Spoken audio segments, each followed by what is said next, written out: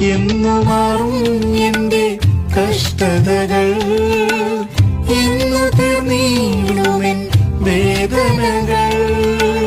തേജസ് പ്രിയനെ ഞാൻ കണ്ടിടുമ്പോൾ അന്ന് മാറിയിടും എന്റെ ദുഃഖമെല്ലാം.